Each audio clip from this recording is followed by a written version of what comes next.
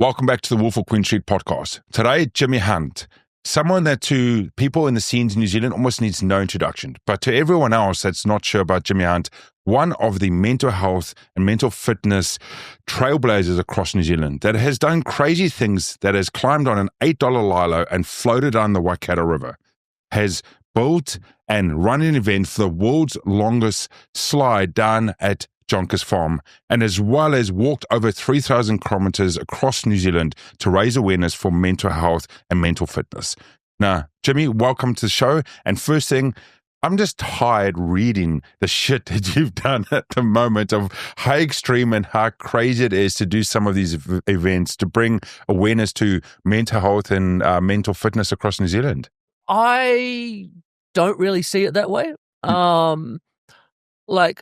I've really sort of come to this point, well, not come to, I've always sort of had this really simple idea that, like, I just would rather do stuff than not do stuff. Yep. I'd rather experience life to a degree which satisfies me, and that just happens to be at a level that's slightly weird to some people. But I have ADHD. I have ideas that come to my head all day, every day, and it never stops, and I can't turn it off. And most of them I just discard and throw away. And then some of them kind of just stick, and they just keep sort of coming back round. I'm like, well, I better do that. And so one of the interesting things, like, this guy came up to me in a bar in Ponsonby, and he's like, bro, I had the idea to build the world's biggest water slide too. And I was like, cool, how did that go for you? Yeah. Oh, well, yeah, I'll go with You're like, yeah. And so I used to go on breakfast TV on Channel 3 all the time, and Duncan Gardner was the host. And I'd go on, and he'd be like, are you still living in Mexico? Are you still got your house in I was like, yeah. He's like, oh my God, like, how do you do that? I was like, so what you do, Duncan, is you go on the internet and you buy a plane ticket. Then you hop on said plane and you go and do the things. And I think that's something that makes me mildly different than some people in the fact that when I have a good idea, I go and do it. Yep. And the thing with that is I kind of have like almost a mental delusion, which is, how hard can it be? Like, how hard can it actually be? Yeah.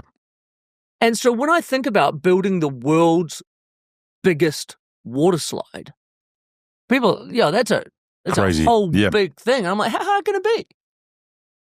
Yeah. And so, I figured out how to design it. I was like, oh, shit, I don't have the money to build it.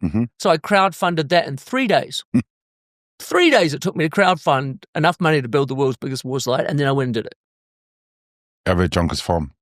Yeah, over at Jonker's Farm. Lovely beautiful place. Stunning piece of land. Jonkers are really nice people. I know them personally. So very, very lovely people. Yeah, very heritage. They fifth generation. It's the oldest working farm in Auckland. Yeah, and one of the largest as well. Yeah. I think it is the largest. Yeah, and I think one of their points is they got the highest point in Auckland, I think, as well. Really? So that's literally where the water slide starts. So I said the highest point of Auckland, and then go all the way down. Yeah. Most of New Zealand's outside of like the South Island, Lord of the Rings cutscenes, a lot of the filming and productions across TVs that's outside scenes is actually done at Jonker's Farm. 100%. One of the interesting ones, they were filming The Luminaries. Yeah. Which was a big TV show I think it was for Amazon Prime, had big actors, it was a whole giant thing. And they booked the farm from like September to March, right? This massive, long, big filming thing. And when they came to book it, the Jonkers said to them, yep, you can have it for 6 months. We'd love to have you. It's going to be amazing. But you can't have it for these 4 days. And they're like, that's in the middle of production. Yeah. And they're like, yeah. But we got the world's biggest water slide on those, and they've already booked, and I ain't changing it. And it was a big deal. Yeah. Like shutting down production. They only shut down production for 2 days. Was that Joe telling them? Yeah, I think it was Joe that was saying that, but both of them. And we cohabitated for the 2 days of our setup, but the 2 days that it was on, they went and had 2 days off. Oh, they didn't join in? The actors didn't take the risk of going down the slide? No. Insurance allowed that? Insurance does not allow that sort of thing. But yeah, like that's the sort of people they are, and it was awesome. I know, it's amazing out there. You know, you were saying about, you know, thinking outside the box and just making like decisions, something crazy. Like there's a lot of us that live in our world and go, shit, I would love to do this, and we never take that next step to do it, and a bit of regret. There must have been something that triggered that in yourself years and years back to start the ball rolling, right? Was it always the case when you were young that you just thought outside the box and accepted it? I know that when you were young, you with Lilo down the Waikato, that was triggered by a lot of sort of mental health issues and problems that you were trying to overcome yourself at that stage. Yeah. Was that the first crazy outside the box thing that you went through? No. I did that when I was 30. Yeah. So I'd had 20 years of weirdness before that. And I think it really just simply came back to, I guess, again, ADHD and boredom, right? So I just get bored. Yep. Like, it's hard to sit still, and I get bored. And then I have this real problem with structure. Yep. I really don't like structure. But that extends to structured activities and adventures.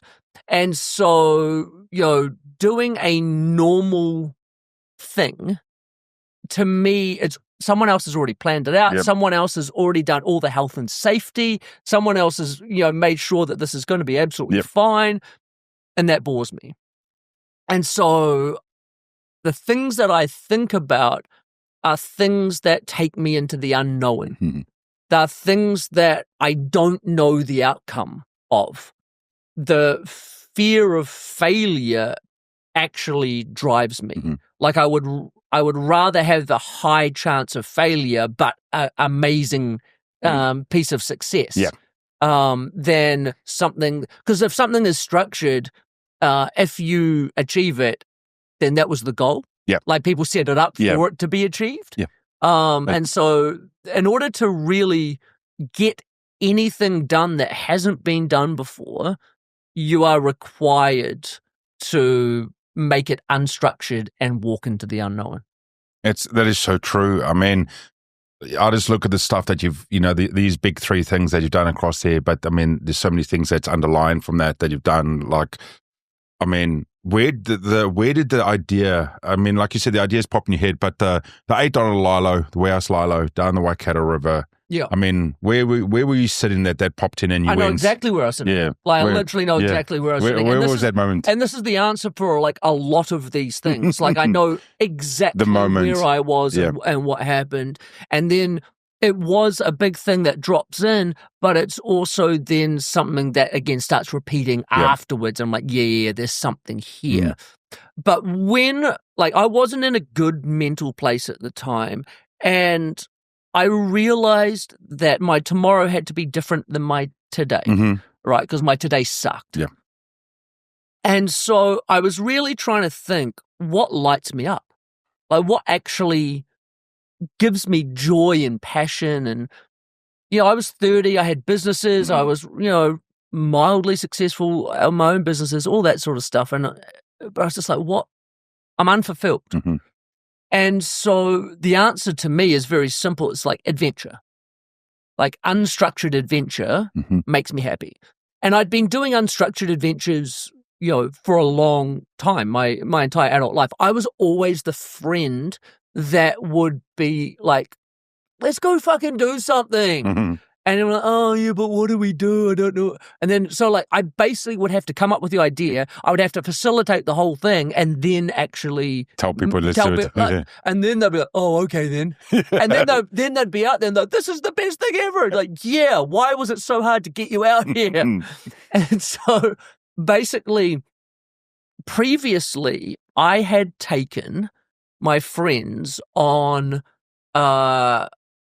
Lilo trips down the Kauranga River in Thames was my first one, but then we upgraded to a more rapid Karangahaki Gorge. And so if you drive through that gorge, you know, it's rocky and and so I would take like 20 to 30 people down that. Mm-hmm. And with the caveat of like, welcome to New Zealand and ACC, this is at your own risk, but follow me.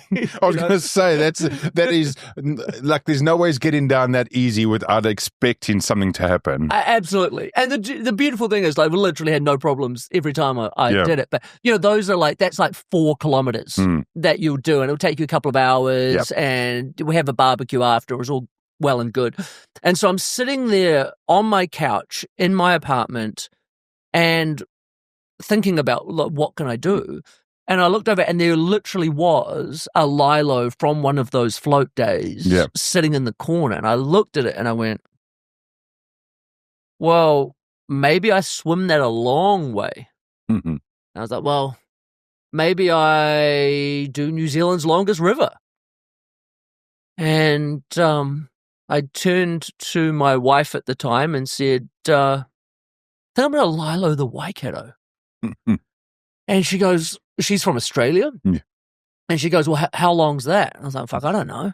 And so I Googled it, and I was like, 425 kilometers. Fuck. Nah, fuck it. Let's do it. Like, how hard can it be? How long can it take? And like, because, how long? I've got no idea. Like, how hard do you have to train to lilo the Waikato? No idea. I don't think anyone's thought of it. No, exactly, right? And so there's just all of these unknowns. Yep. And that's what really intrigued me about it. And I thought, well, that's actually a cool idea. It might take me a little bit, like maybe a couple of weeks. But like, it's an adventure. Yeah. And no one's done it before. Like, it's just it's not like no one's done it before. Oh my God, I'm knocking it off. Yep. It's like, it's just no one's done it before. It's weird and stupid. I was like, but that really appeals to me. Mm-hmm. And it's one of those things that very strangely, I did this 1,000% for myself and nobody else. Yep. Like, I didn't tell anyone about it. I wasn't really going to do anything about it. And then it just started sort of getting traction. Through the media and everything, well, right? I ended up bumping into a journalist who was like, I'd like to do a story about this. I'm like, sure. Yeah. And then that sort of snowballed and catapulted into massive media attention, a documentary, best-selling book, blah, blah, blah, like all this stuff that came off it. But at that time in New Zealand, because this is 2025, this is 15 years ago, at that time in New Zealand, we really weren't talking about depression. Yeah. Like, just like the culture change in the last 15 years has been phenomenal. But back then, there was John Kerwin, who had done his depression.org.nz ads. Mike King had just come out telling his story. Yep. And then I told mine. But again, just wasn't many people sort of doing that. And I had no concept that me, just a normal dude telling my story, would resonate so much with everybody else. Yep. With the resounding reply to me telling me my story is, me too. Oh shit, bro, yeah, me too. Oh shit, yeah, I feel the same way. Yeah. And you're like, I felt like the only person in the world with depression at the time. And then it turns out a bunch of us did. I was like, why are we talking about this with each other? Why have we been open, right? Why are we all just dealing with this on our own and not knowing what to do? Yeah. And so, just sparked a conversation that sort of changed my life and catapulted me in a whole new direction, and just helped the conversation in this country be a little more open. Totally true on that. I've gone through my own journeys through my stuff with brain tumor, depression, suicide, and all the rest of it I've spoken about before. But it's funny how, speaking about it, I've had people then reach out privately. And because I've opened the door and I've been willing to go, hey, I've been in this, and this situation, and I've been in the worst position that I felt and in the darkest place ever, they will just open up about themselves. 1,000%. I had someone just recently message me, and we were just chatting online and stuff, and they were like, hey, I've been speaking more freely because of the willingness that you've spoken about. And that's a cool moment, not something that I want to have as tick box, but it's a cool moment that you've been able to trigger someone else for them to then have the willingness to speak openly about their issues and stuff. And that's how it helps it. And it's such a unique one. Jimmy, you would have seen this before. Like, you'll go to a situation where there's going to be, a group chat or a group huddle or session or anything like that, whether it's 3 people or 30 people or 300 people. And before anything happens, everyone's just having this, this chat and everything like that. And there's always this sort of feeling like there's still a couple of stone walls put up. And then half an hour later, as soon as 1 or 2 people have the openness in a session, it dissipates. Of course. And then all of a sudden you would have, and it's always the funniest, you have the biggest, burliest, most stonewalled individuals, right? All of a sudden, willingness to share the struggles that they're going through because now they feel like it's safe because they can. Where in society, they should always feel it's safe to do that. No, because it's not safe. It's not safe to do that. There are people that will be passed over for promotions, lose their jobs, not want to date them. There's all sorts of... it should be safe. Yeah, it should be safe. It should be, but it's currently not. Right. So there's work done early 1990s by a guy called Dr. Aaron, where he's trying to figure out how to make people fall in love, and he developed this thing called the 36 questions that lead to love, and what they are is a descending order of questions from 1 to 36 that get slowly more vulnerable, and so basically he discovered that. Love comes from connection, and connection comes from shared vulnerability. But you can't start further down the list, right? Because you can't go too vulnerable too quickly. So you can't be too broken too quickly. Yeah, it's called trauma dumping. Yeah, right. You just come in and like, oh, this and this, and like people are like, whoa, bro, flags, too many flags. Yeah, exactly, right. So the standard status quo of vulnerability in general society is 0, right? So, hi, I'm Jimmy. Hi, I'm Lawrence. Look, we're just going to talk about the rugby. We're just going to talk about general, what do you do for work? What do you do for work, right? And then one person will go, oh, yeah, no, I had a bit of a tough week, eh? And then that takes that next level. Yeah, me too. I had a tough week too. And then you're like, oh, yeah, like, I'm having problems with my wife a little bit. I'm just trying to, well, here's my take on that. And, my daughter's playing up at the moment. And then you just have this shared vulnerability that starts getting deeper and deeper and deeper and deeper. But somebody has to lead with the vulnerability. The first one. Because if you think about like a rugby club and the club rooms afterwards, and they've been playing rugby together for 20 years, and they're still having the same conversations on a Saturday afternoon. About the sports, about their jobs, about the girls. Like it's the same, because not one person has ever gone that little bit deeper. And if they did go that little bit deeper, they were shot down. And so then they don't go again. Whereas if they go that little bit deeper and then it's reciprocated, then it can keep going. But if they get shot down, then they will probably recoil back into themselves. It is an interesting one. I saw it many years been in sports when I was a lot fitter back in my day. Those challenges of speaking up, and it's sort of it's the first person gargle the willingness, but then the balls enough to stand their ground and say it, right? Correct. And that's where it's a shitty situation we're staying in. Is yes, we should have the space and the freedom to be able to say what we want to say without being shot down. But then also, it also comes to a point that it's the very unique people that are willing to do it, that are shot down, that continue to do it, and say, "Hey, you've got to listen," right? Correct. So you see the people that are the forefront.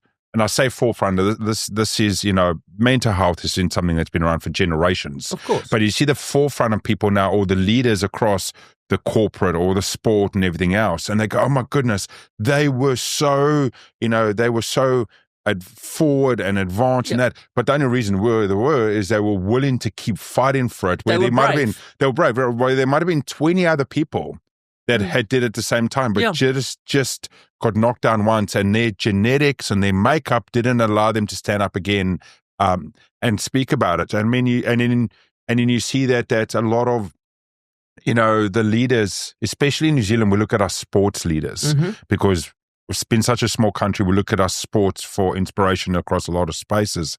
And it's something like I've never had the opportunity.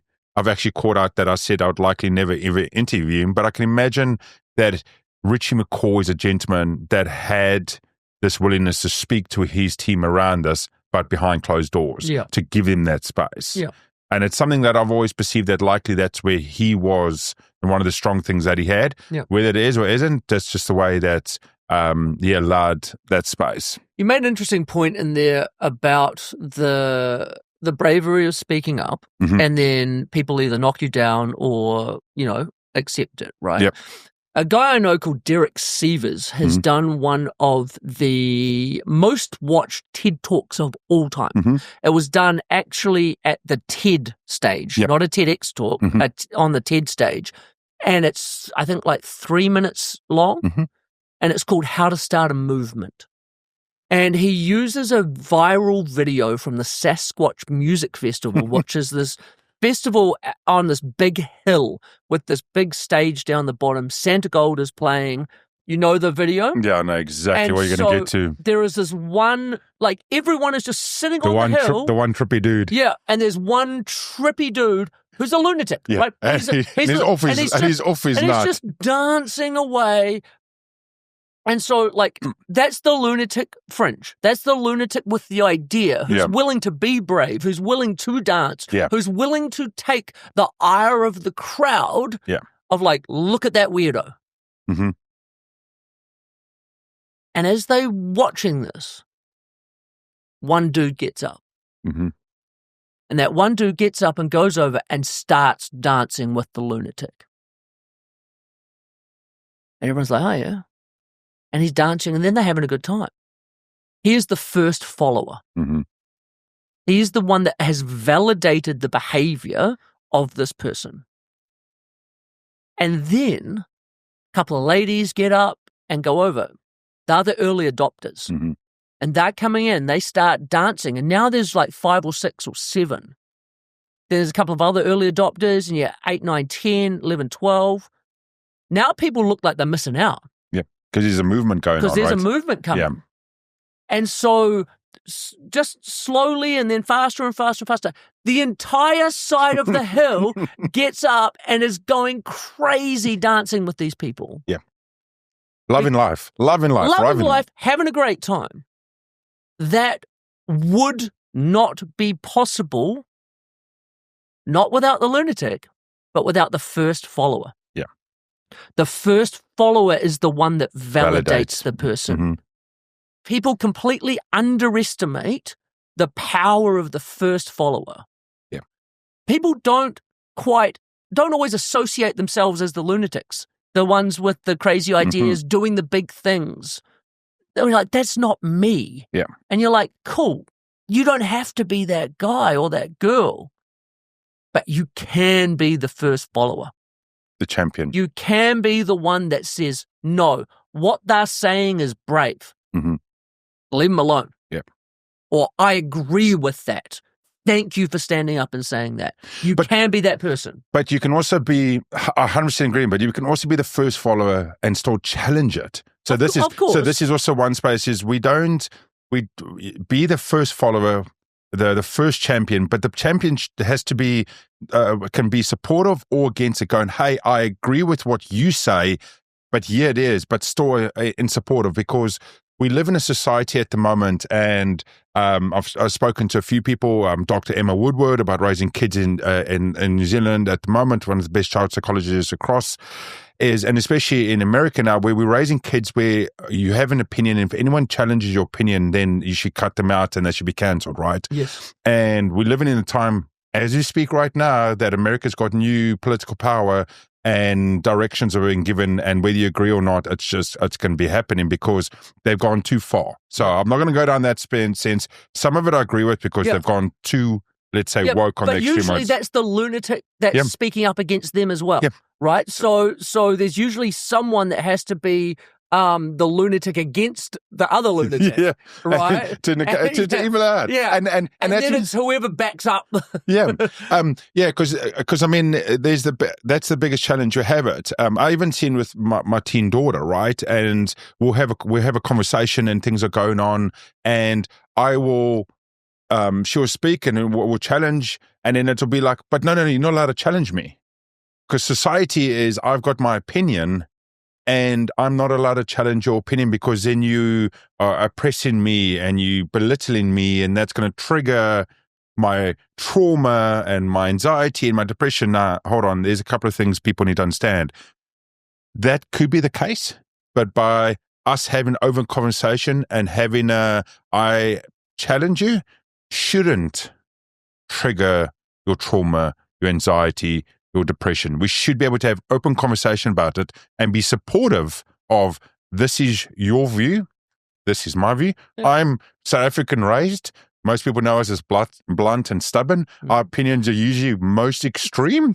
So normally I always be seen as the person triggering. I don't do it to trigger someone, other than my wife, to annoy her, right? But when we're having conversations, it is actually that openness, but I'm the person that is willing to stand there and being blunt and hold on, I'm going to call you out, not from being the negative side, but let's have this conversation.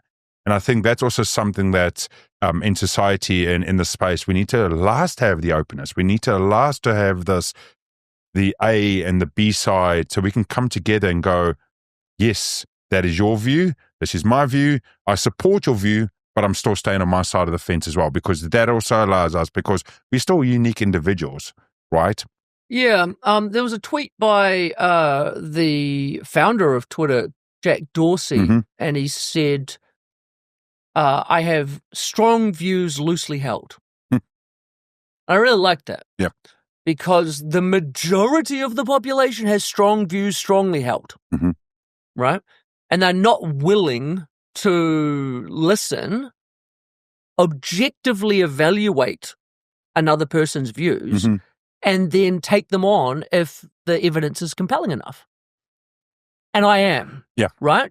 So, like, I have strong views, and I will say them all the time, all over the place. And they are strong, but they're loosely held. Happy to be challenged. Happy to be challenged, and happy to be better.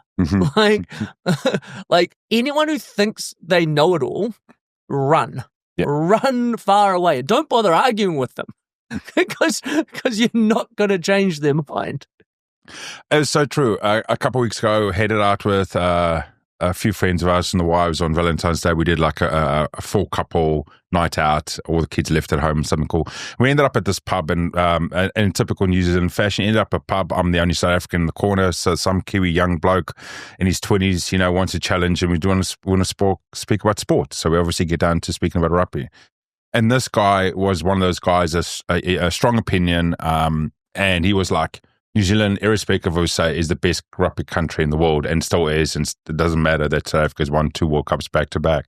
So I had an English-Irish mate in the corner, and he was just throwing shit into the fire. He was sitting next to this man. He's like, yeah, New Zealand's the best. And he knows that, obviously being South African, I'm proud we're back-to-back World Cup winners, and not saying that we're the greatest, but saying theoretically at the moment, we're the best team in the last decade. And this kid was just not having a bar of it. He was just like, this moment and this moment and this moment and this moment. And he was feeding, and it's an interesting one, he was feeding his belief by historical facts that missed the window. So he was like, hey, this happened in the 80s, and this happened in the 90s, and this happened in the early 2000s and all this stuff, and not paying attention to the facts that exist in the world we live in today, a year, 2 years, 5 years. And this is just as a general example to bring to the point of where he wanted the point to be what he believed. Yeah. The reality is, who gives a fuck? It's fucking rugby. Who gives a fuck? Yeah. And there'll be a lot of people that might listen to this and go, I give a fuck. And I'm going to tell you my favorite quote in the entire fucking world. Yeah. You cannot overestimate the unimportance of practically everything.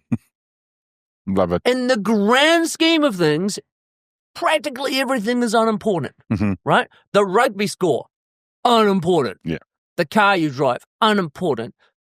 The job you have, unimportant. Your husband or your wife, unimportant in the grand scheme of things, Mm-hmm. right? And so people ask, well, if pretty much everything is unimportant, well, then what is important? Yeah. And the answer is very simple. The answer is you, Lawrence. You are the most important. You're more important than rugby scores, cars, jobs, husbands, and wives. You are more important than your children. I said that to 400 kindy mums. Mm-hmm. Fucking laser eyes. Young moms, yeah, man. And I've been doing this job, speaking, corporate events, Mm-hmm. big events around the country, conferences, all that sort of stuff for many, many years. Literally only ever had one heckle in my entire career. Mm-hmm. And it was at this event. And this woman from the back yells, "But that's selfish." Mm-hmm. And I said, no. I said, the definition of selfish is to put yourself first to the detriment of others. And I'm not asking you to do that. I'm asking you to put yourself first for the benefit of others. Because if you put your mental fitness, your mental health first, if you are genuinely working on yourself to be better and improve your mental fitness, you're going to be a better rugby player if you play that. You're going to be a better husband, a better wife. You're going to be a better parent to your children. Mentally healthy people raising their children are going to have a massive effect on society in a positive net compared to mentally unwell parents and how they affect their children. Yeah. And if we want to have a better society all round, we have to be doing this inner work to be able to be better for ourselves so that we're better for everyone else around us. So true. Such a good point. A couple of things I want to raise and challenge you on today, Jimmy. So you've done the most extreme sort of raise for mental health awareness. Like we said, walking 3,000 kilometers, 425 kilometers down the Waikato River on Alilo. You've the longest water slide in the world. So a lot of extreme things to raise awareness. Yeah. Do you think that it actually, other than being like this massive PR thing, has it actually brought effective awareness to the mental health space, other than being like this, inverted commas, gimmicky thing seen on social media or TV? Yes, massively. Yeah. So I've done the world's biggest water slide multiple times. And the reason that I did it the very first time was because historically when we talk about mental health, we talk about it in a binary capacity. You're either mentally ill or you're mentally well. Those are your two choices.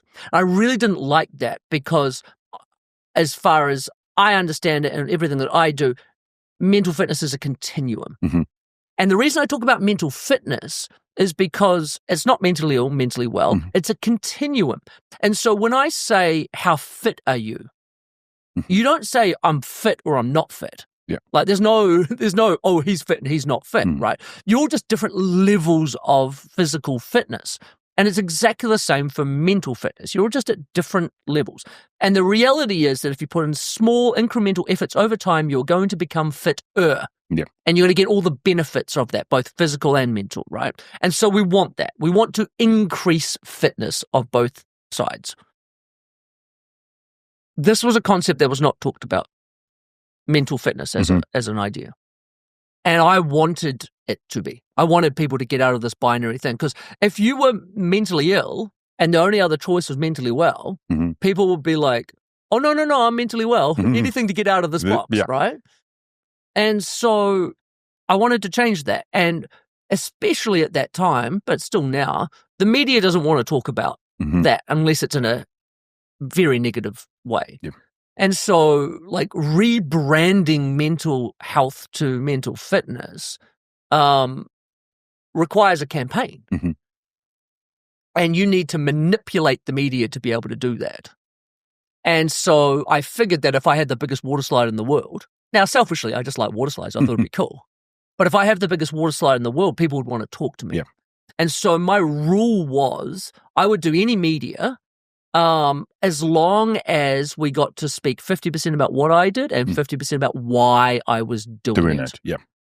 And I generated tens of millions of dollars of media coverage, including 9 minutes on the Today Show live in the US. 7 of those 9 minutes, I got to talk about mental fitness. Yeah.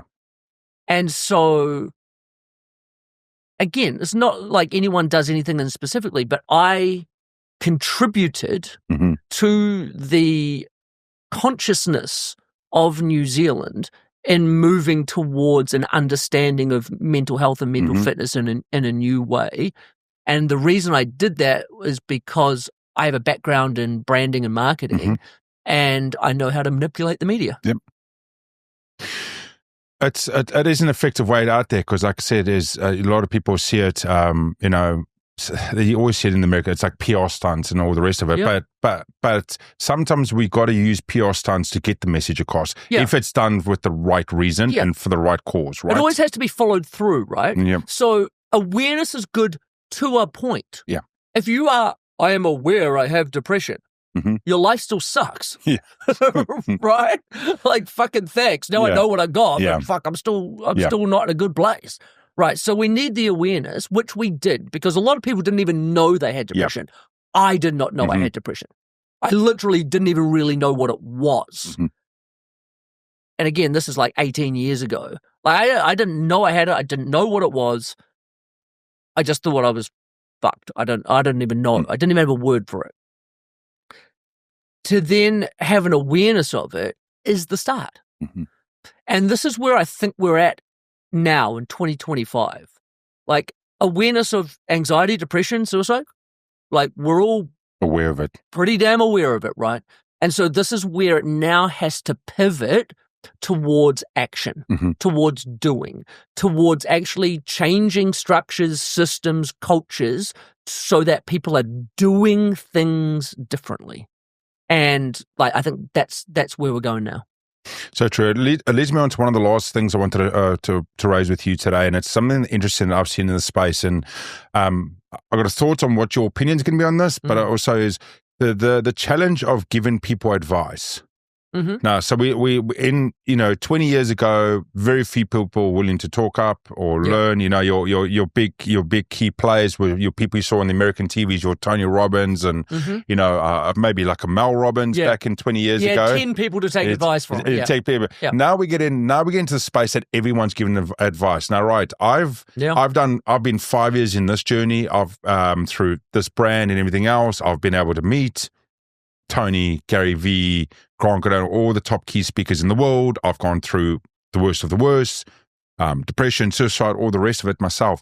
And even there's certain days where I feel that giving advice, I still don't have the right, is a weird way I look at it, that because I think it's something that we got to be careful about, that supporting a friend is one thing, or supporting a colleague or family member, but giving advice can sometimes be really dangerous if you don't have the right understanding, especially if someone in the mental health space needs clinical help or is really on the edge, right?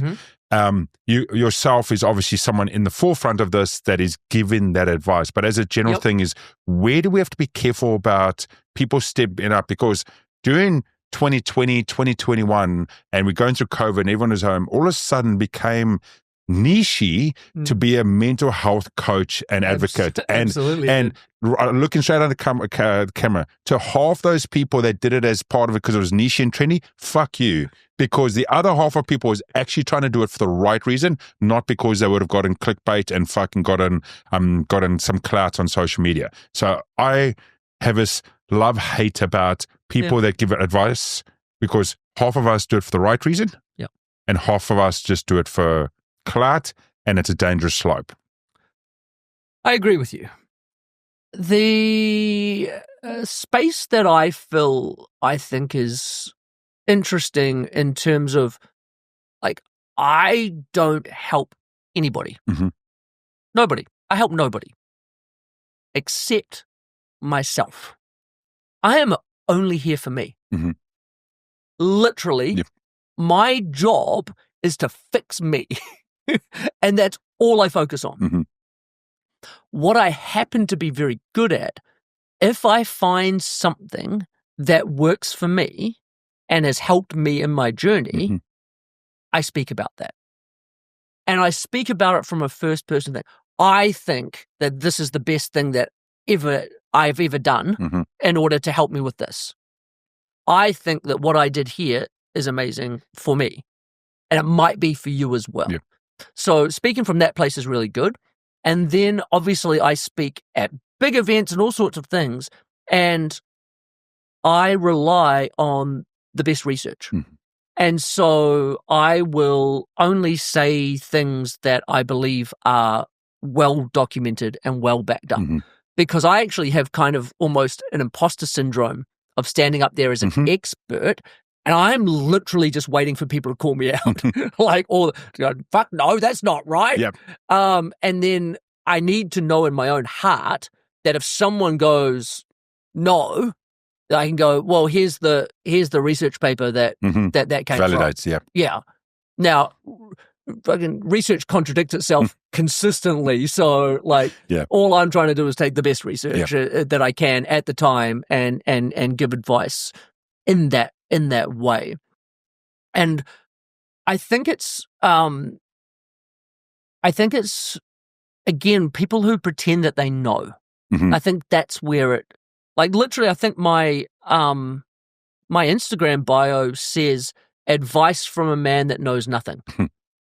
That's literally what it says. And so that's the place that I come from. But if people like, this is your answer, be careful of what they're selling Mm-hmm. and who paid them to say that. Yeah. Or them thinking that they're more than they actually are. Yeah. Because it's a very touchy place to be coming from. Yeah. Because I love it how there's like mental health coaches now, right? And it's not to belittle, but it's like I've seen even in the New Zealand scene, and at some stage when I've got a big enough platform, I will take a big swing because a lot of them are loaded agendas, like you said. And there's a monetary value and there's something behind and stuff. Yeah. But so just to cut you off there, like there is a organization called Precure, started by a guy called Dr. Grant Schofield, who is a friend of mine. Yep.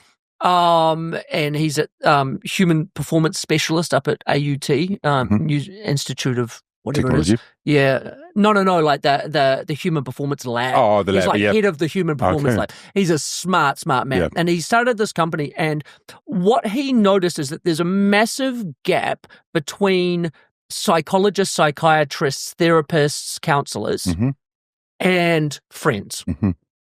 And these people cost a lot of money, and there's not enough of them, and these people don't have the right answers. Yeah.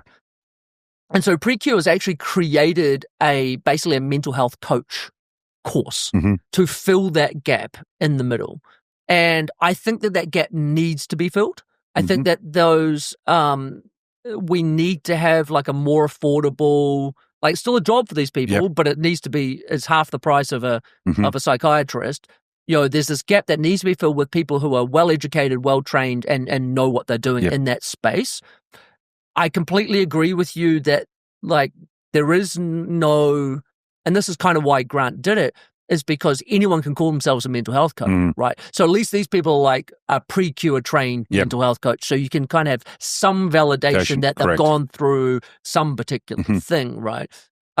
Whereas I'm one of those uncredited, not that I'm a mental, I do have, I only have 4 clients at one time, like in a mentoring coaching capacity. And I don't really advertise it much. So like, I'm not one of those mental health coaches. But there is a gap, but it needs to be well. I mean, it's not regulated, but you just need to really do your best effort to really check the motivations and the reasons and the credentials for anyone that you're getting your advice off. It's so true. I mean, I've shared the stage with Mike King. I mean, I'm Hope, where we record, and we're literally around the corner from them. And I did a keynote with him on stage. And like in New Zealand, outside of, Sir John Cohen and Mike King, those are sort of, the mainstream. They're the big names. Yep. So sharing the stage with him and even getting off stage that, like the imposter syndrome was massive. Like I don't deserve... I had validation and reason to be there, and I had the right message, and I had a room of 200 people, key set of people that we were communicating to that led into thousands and thousands of other people, the top education leaders across Auckland and stuff like that. But even that, I still felt like I shouldn't be here. And that's the sort of stuff. And like I said, this is why I get real fired up. But as long as you speak from your heart and tell your story, which it was, you cannot be wrong. Yeah. Cannot be wrong. And that's always the case. I have it. But this is why I have the strongest challenge, because I have seen people that need help and are then utilizing these other services that are floating around. That's not these corporations or these people that are doing it for the right reasons. And man, I just want to swing a bat, because it's like you're doing more harm than good. Fucking around with someone's mental health because you want to run a brand or business, to pay a ticket, to sell a product, to sell a book or whatever. Dude, that is someone's life you're going to screw around. And not in the sense of you're going to tell someone to pick the wrong shirt for the day. You're going to screw someone's life up because you're going to give them the wrong steps to follow to overcome the mental health they're going through. And that's where it gets really edgy with me, because I know the effect of wrong mental health. This is where it can lead to. Yeah. Through myself, and I've seen through friends and through other people that are no longer here and so forth. And that's the sort of space that I'll challenge anyone on. Yeah, but we have to become more careful curators of our information. And this is a worldwide statement, not just a mental health statement, right? Because information used to be a premium. Like if you had the Encyclopedia Britannica in hard copy in the 1980s, like you had more information than anybody else, right? But now we have all this information bombarding us all of the time, right? But we've got to have the wisdom to discern what information is applicable and worthwhile for us. And I think on my mental fitness journey, I've listened to pretty much every piece of information out there, right? And I will take it and I will try and discern whether this is information that is applicable to me. And I will try it all for a short period of time. And it's basically self-experimentation, but I'm not ready to invest a lot of money in anything, but like I'm ready to try it, see if it works. And if I get positive results, take it. And if I don't, if it starts being negative at all, or it's just meh, then I'll just let that go and go find the next thing. Because like if there was a simple formula that allowed us all to improve our mental fitness, then I'd be a billionaire. But we're all unique. Yeah. We're all different. We're going to have this slightly different makeup of this dish that we're creating. And we have to figure out those ingredients for ourselves. That's so true. Jimmy, as we get into the end of today's show, if there's anyone that's listening and watching at the moment that something's resonated with them, they're sitting there, they're now going, yes, I can understand where I am. I'm trying to overcome their own challenges. Where do they go first? Where's a space that guy or girl out there that's struggling, where do they go currently to go and find support? I couldn't tell you. No. Can't tell me? No, I can't tell you. Like, it's so disseminated around the internet, right? It's one of those things, I think James Clear said it, which is you should join a group of people who are already what you want to become, right? So join people that are doing well, mentally well, and ask them what they're doing. Ask them what their routine is. Ask them how they stay together when everything's falling apart. And it's about creating that for yourself, creating your own little niches in there. I mean, like, 15 years ago when I started this, go to depression.org.nz. You're like, man, like as a resource, man.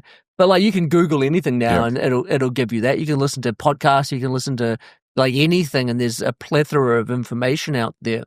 The thing that's hard is like, if you wanted to, let's say you wanted to become a bodybuilder, right? What do? Go to the gym. Yeah. Who's there? Bodybuilders. Mm-hmm. And so what do? You start working out with them, and they tell you what supplements to take, how much testosterone to inject in yourself. But they'll tell you all of the things, right? And then you start hanging out with them, and then you start doing things with them, and then in the end, you become a bodybuilder. And that's the same with a marathon runner. Yeah. You want to go join a group of marathon runners, and they'll teach you how to eat, how to train, how to not get chafed nipples. They'll do all of those things, right? But we don't have that place for, I want to not be so messed up in my head. Mm-hmm. And I'm not, and I've thought about this a lot in the last 10 years, and it's like, I'm not sure that it's a place that is monetarily viable for someone to create. Mm-hmm. And so what we're finding now is this movement towards what's called third spaces. Mm-hmm. And so the third space movement is, your first space is your home, your second space is your work, and your third space, like in New Zealand, it used to be the pub. Yeah. Right? Or the sports club. Yeah, or the sports club. But now we're seeing all of these movements crop up. Run clubs, cold dips, cold plunges, Oh. but the groups that go at 6 a.m. in the middle of winter, and they go do that together, right? They would. Yeah, exactly, exactly. And so there's all of these new third spaces, whether they are yoga groups or meditation groups or whatever, but they are a shared, common space for people who would like to be better. Yep. The pub used to be a detrimental third space where people got drunk drove, got in fights, maybe had a good time, whatever, watch some sport. But these third spaces that are popping up, like, even like it's going crazy in New York at the moment, but it's like, DJs at coffee shops in the morning. Yes. Like from 6 till 7:30. I've seen at that. The coffee shop, and they're just having these raves. Yeah. And these people are drinking coffee and dancing at 6. But the people you meet and the habits that come out of that, like you can't go drinking the night before if you need to get up at 6 to go to go have a coffee and a dance to these good DJs, right? So like the biggest thing I think is either join or create third spaces. Love that. In any way you can. That's amazing.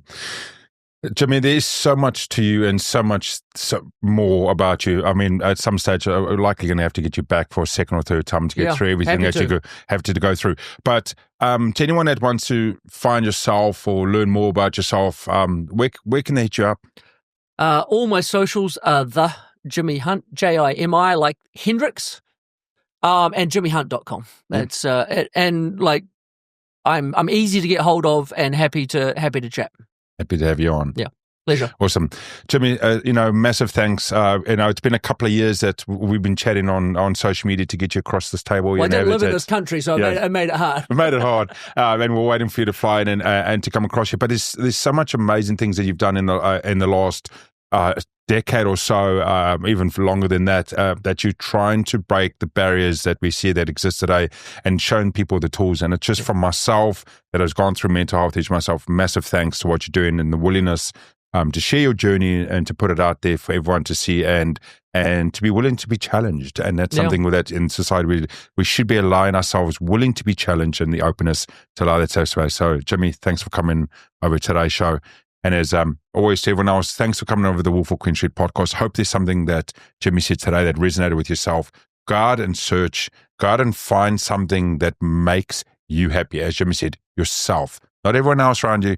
Make yourself happy to improve the world, because that is the way it will happen and that's the way it works. Find your third space or create it.